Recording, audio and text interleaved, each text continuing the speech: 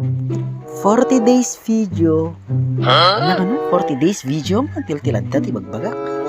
40 days video nga pala ay pupunta nga pala kami sa Bambantay kasi tamang-tama day off ko magnating kami din, tignan namin kung may manating doon.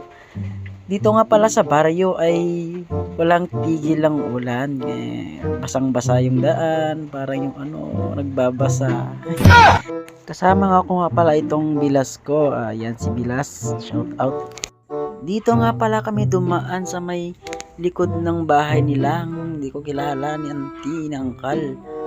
Pero syempre dahan-dahan nga pala kami dito kasi nakagalgalis dahil sa dire-diretso yung ulan.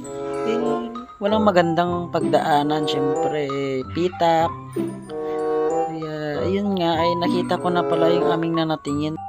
Dito nga pala ay tinitignan ko yung daanan ko kasi baka may ahas kasi nakaruruot. Malay mo lang dadakil ahas na parang siya, inahas niya.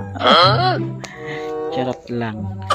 Nakaruruot kasi tong daanan namin kaya syempre di mo lang alam.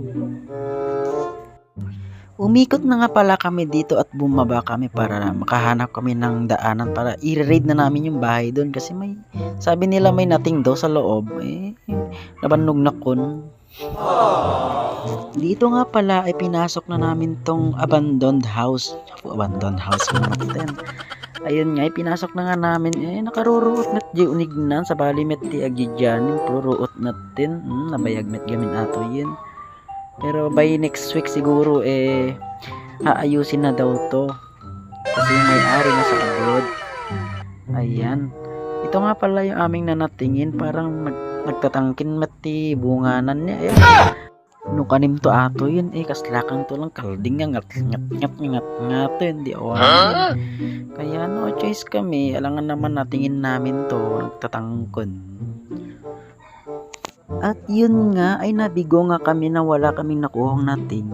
Parang may napansin ako. Wag. Wag. Wag. Wag. Wag. Wag. Huwag mong subukan. Masisira ang buhay mo.